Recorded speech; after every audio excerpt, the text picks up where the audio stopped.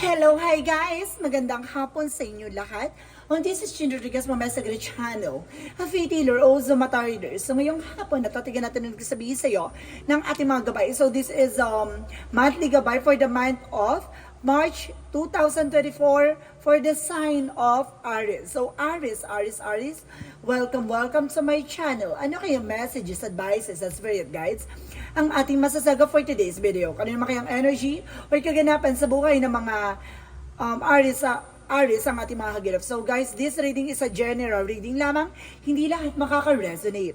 Kunin lamang po makaka-relate sa inyo and comment down below kung kaninong energy ang ating nasagap. And of course, don't forget to like and subscribe my channel and hit the notification bell for more videos update. Of course, maraming salamat po sa mga walang sawang pagsuporta sa aking channel. Lalong-lalo na yung hindi nag-skip ng ads na way pagpalay kayo na Diyos at may kapal, siksik liglig na gumapaw na biyayang manong balik sa inyo. So guys, umpisahan na natin ang laban for the month of March 2024 for the sign of Aries. Angel Spirit Messages give me information po, no? So let's see, ano yung pinaka-messages sa'yo ng ating mga gabay. Wait lang guys.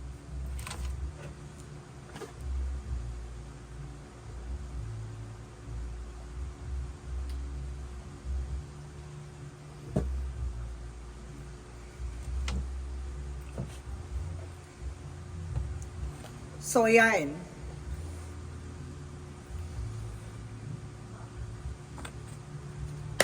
Aries. Angel Spirit, please give me information po. So, there's a Four of Pentacles. So, there's saving money, no? Kung protection mo yung drones mo, protection mo yung pera mo, no? Kailangan mo dito pang hawakan, magtipid, mag-ipon, mag-imbak, mang-report, no? And of course, there's information with the Page of Cups. So, makinig ka sa intuitions mo, makinig ka sa inner voice mo. Kumbaga, kailangan mong, makinig sa mga advices. And of course, there's a Queen of Swords. Tingnan mo lagi magiging possibilities. No? Bago ka mag-take ng action, bago ka kumilos, bago ka gumalaw, kailangan mong pag-isipan na maraming beses. At tingnan mo yung magiging possibilities. And of course, there's a Queen of Cups. So, magkakaroon ka na ng healing dito, ha? And the Wheel of Fortune is here. No, umikot na yung kapalaran, no? Turning to your favor na guys, no? Kumbaga, there's a destiny at may swerteng papasok dito sa eksena mo. Because there's a King of Sword. Kumbaga, may mga bagay na kailangan mong putulin, no?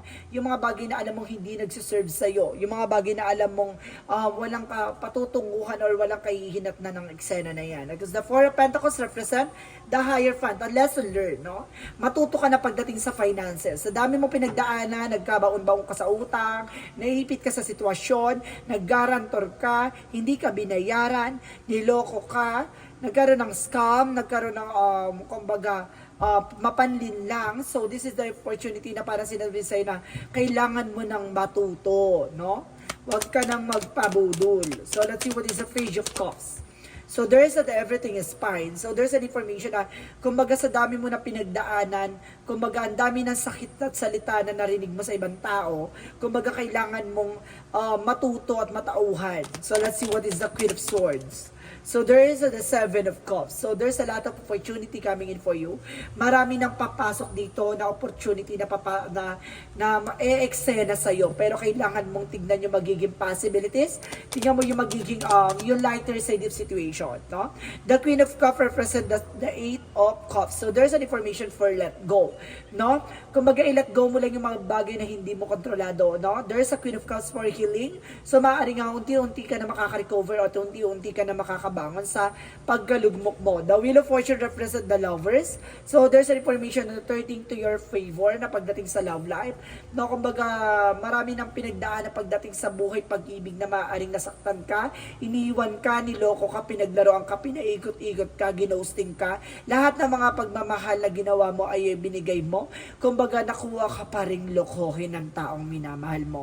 So, this is the turning to your favor na maaaring may taong magmamahal sa'yo at maaaring natagpuan mo na siya or either matatagpuan mo na siya. So let's see what is the King of Sword, a King of Cups. So there's a devoted supportive person. So see, I told you so. So ibig sabihin dito, kumbaga nasa situation ka pa siguro ng karmic relationship.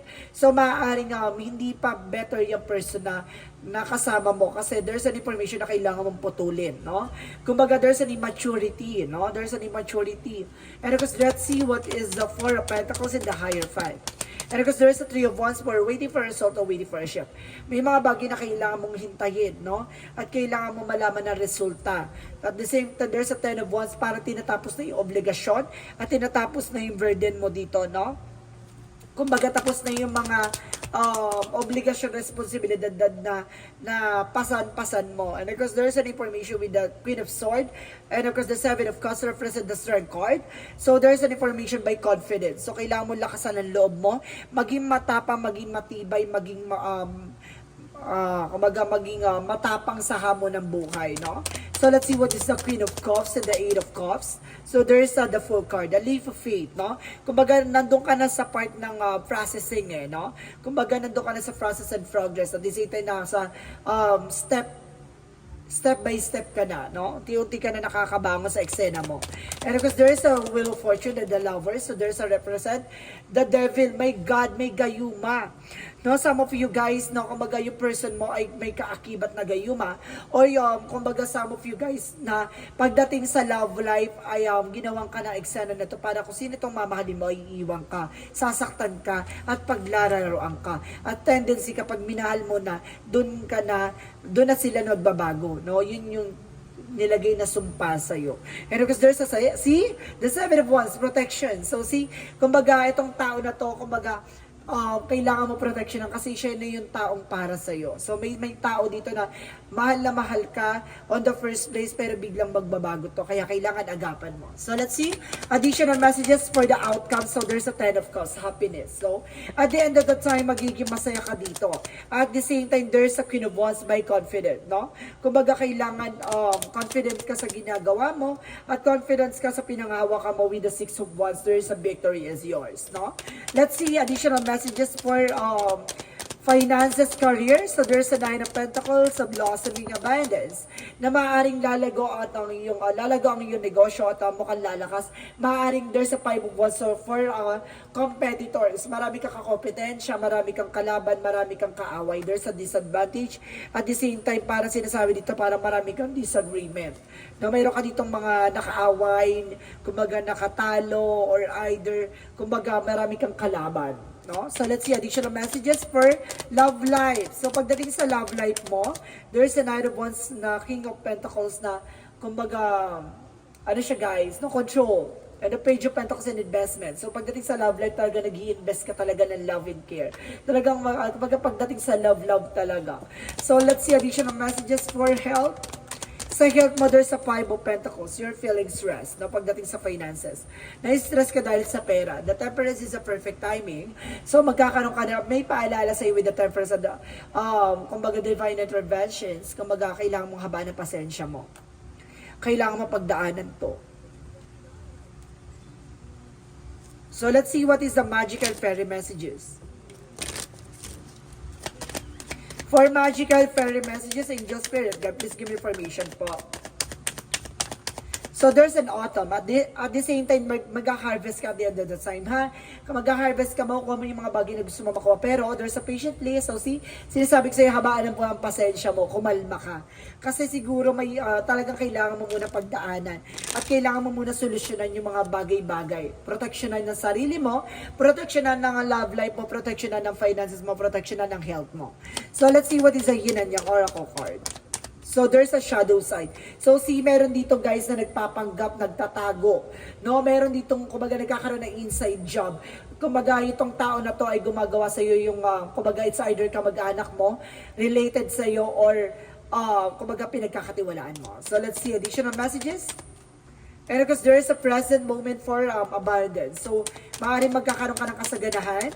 At the same time, there's a spark with the renewal, no? Magre-renew na, magkakaroon ka ng panibagong ganap na.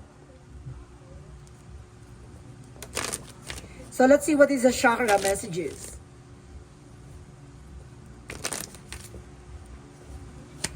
For the chakra messages,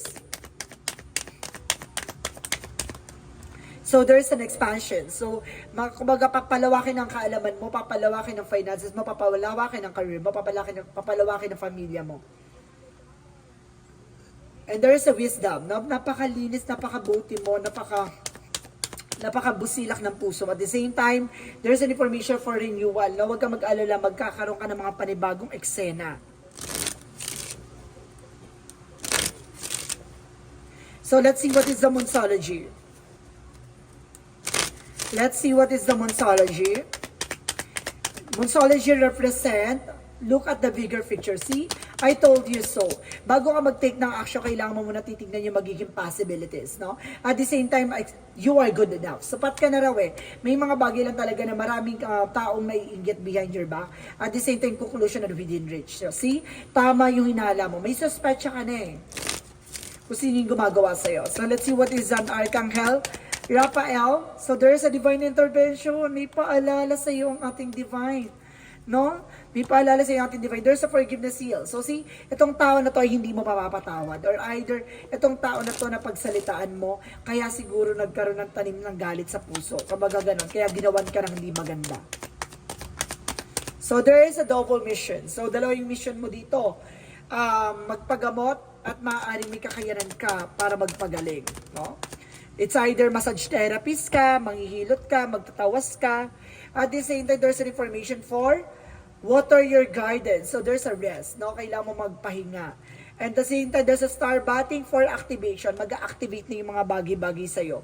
No? Lalo-lalo na yung kakayanan mo. So let's see what is Archangel Raphael message. Archangel Michael. Sorry. Archangel Michael messages. So, you're on the right path, nasa tamang direction ka. Napanood mo tong video na to, talagang tumugma sa'yo. May God. And there's a new beginning and fresh start, no? Magkakaroon ka na ng bagong simula. And your home is protected by angels. So, see, yung iyong tahanan ay protektado naman ng ating mga gabay. So, let's see what is on Romance Angels. Romance Angels represent it. It is safe for you to love, no? Safe kapag nagmamahal ka. At the same time, there is a trust. Kailangan mo magtiwala at maniwala. Diba? This is the situation is calling for you to have faith. So let's see what is the angel's answer.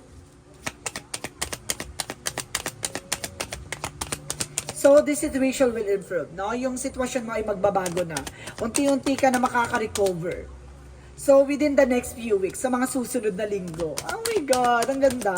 And there's an information by, no need to worry. No, hindi mo na kailangan mangamba. No, alisin mo na yung worries mo. Basta, grind lang ng grind, tuloy-tuloy lang guys, ha? Absolutely, this is it. An artist. So, see, kumbaga, pagandahin mo yung sarili mong istorya, no? Kumbaga yung buhay mo, pagandahin mo yung eksena, yung kulay, no? Bigyan mong kulay. And there's a heart desire. Kung ano yung gusto mo, kung ano yung gusto mong gawin, hangarin mo, gawin mo, no? Basta nanggagaling sa puso mo. So let's see. Additional angel spirit for discipline. So kailangan mo ng disiplina. At the same time, there's a gratitude. So see, be thankful sa buhay na ibinigay sa'yo ng ating Panginoon sa lahat ng mga opportunity yung pinagkalob sa'yo. No? Kung heartbreak man yan, heart pain, or something, failure, challenges, lahat ng yan ay pagpasalamat mo. And there's a service, no? You are also public servant or may mga bagay dito natutulungan ka ibang tao or tinutulungan ka na ibang tao, ganon. So let's see additional messages for angel spirit. So there's a healing. So kailangan mo ng healing dito guys. Additional messages for enlightenment. Maliliwanagan ka na. At the same time, there's a lesson. See, matatauhan ka na. Parang ganon. So let's see what is the energy. What is the energy, angel spirit, for blossom, door to the personal healing and happiness. So see, yung pintuan daw ay nagbubukas na para sa kagalingan at sa kaligayahan mo. At the same time, there's an action. So kailangan mo mag-take na action, ha? Kung gusto mong matapos lahat ng mga yan, solusyonan mo. At the same time, angel of love. Kung ibig sabihin, mahalin mo ang sitwasyon mo. So let's see what is the Jesus loving cause. So sinasabi ni Jesus, Blessed are the peacemaker, for they shall be called of children of God. So see, binibless daw ni God yung mga taong mas pinili yung kapayapaan kaysa pumatol sa mga kalaban na walang kabuluhan. So see, protection mo yung sarili mo. Labanan mo yung sarili mo. Ganun yun. Kumbaga, hindi mo kailangan patulan sila, bagkos ipagdasal mo, protectionan mo yung sarili mo para hindi ka na nila magawa ng mali, no? At hindi maganda. Angel's number represent 27. I am expressive. Your mind is wide open and you are tolerant and compassionate towards all ways of life.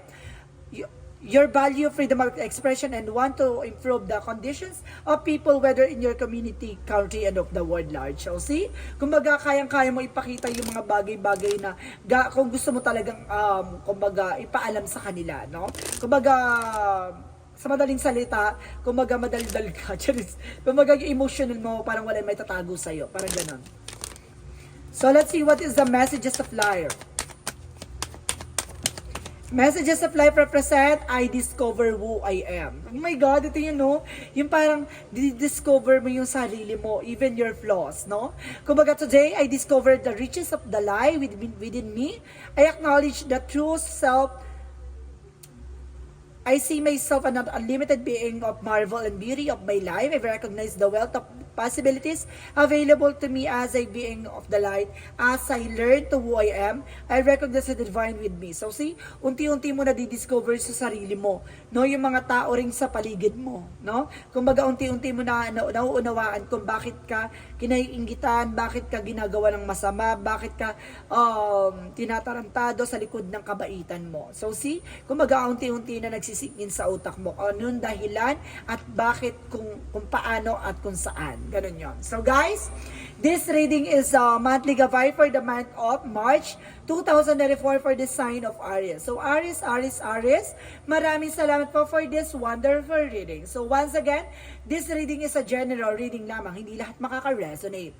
Kundi lamang ang makaka-relate sa inyo. And comment down below kung kaninong energy ang ating nasagap. Maraming salamat guys. And see you in the next video. Bye-bye and babush!